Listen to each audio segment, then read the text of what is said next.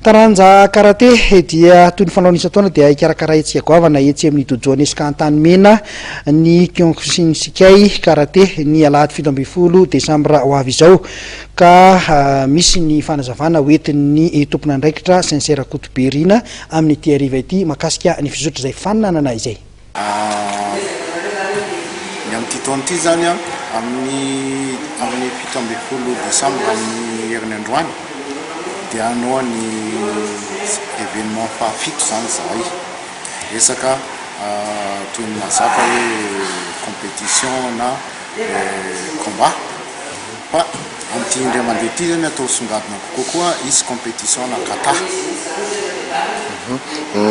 Isa-taona dia misy foana ny lohahevitra ao anatin'le fifaninanana karakarain'ny Kyokushin Kai. Inona no lohahevitrantsika amin'ity taona ity? Ny tiako asongadina amin'ity taona ity zany dia ny hoe raha atao amin'ny teny anglisy moa zany izy dia hoe mérite zany hoe famendrena zany. Ny antony mahatonga an'izay manko efa tamin'ny taona 70 no noetiko teto ny Kyokushin Kai dia tanatin'izay vanim-potoana rehetra izay dia efa melehibe le ankizy dia nandalo vanim-potoana be dia be moa amin'ny maha-olombelona dia ohatra zao ny zanaky ny mpianatra zay efa misy ato dia ny mpianatra sasany zao efa misy le hoe miasa mandalo mpanadinana manambady sy ny sisa dia zay nahatonga an'le famendrena zay ery zareo tonga miakatra entraînement foana zany tsy fony le zavatra atao zany dia zay zavatra tafavoakany amin'ny fotoana sy vaninandro iny no mariako hoe zay le famendrena zany. Raha iverenana ny tantaran'ny Kyokushin Kai oviana niditra teto Madagasikara, inona tokoa moa zany le haiady Kyokushin Kai? Entoko araka ny teneniko teo moa zany tamin'ny taona 70 zako no napikitra an'le Kyokushin Kai teto. Ny Kyokushin Kai zany dia karaté japonais fa saingy mampiavaka azy fotsiny zany dia izy zany natao hoe Jissen karaté na hoe Taoshi karaté zany hoe ny azy karaté azo lazaina hoe tsy misy contrôle zany rehefa manao an'le kumité.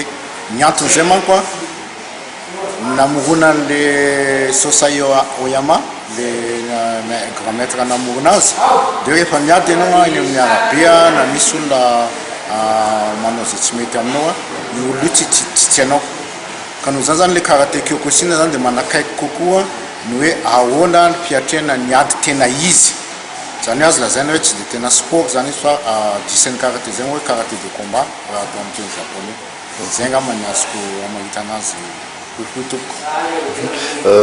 Fahitanao firoborobon'ny lisy tao anatin'izay hoe nanomboka tamin'ny taona 7 zay? Entoko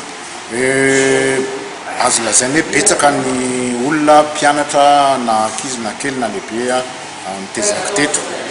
fa saingy araka ny lazaiko teo moa zany no ny resaka hoe fiainana arakaraka ny vanim-potoana fiainana dia misy mitonga ary misy koa moa tsy tonga malala moa zay zavatra zay fa tena betsaka le olona tian'le tsika malagasy tian'le Kyokushin karaté fa ny indrikeliny fotsiny indraindray dia misy aloha tsorona misy olona tokotrany hoe tonga nefa ohatrany hoe manao tena anaty hoe tsomondranodramaingaly dia mijerijery fotsiny dia miakatra hoe zalahy tsy matapy dia lasa dia zay fotsiny indrikely efa tsy dia ataony zay maha olombelona ny olombelona koa moa fa miroborobo le izy ary tian'le ankizy malagasy.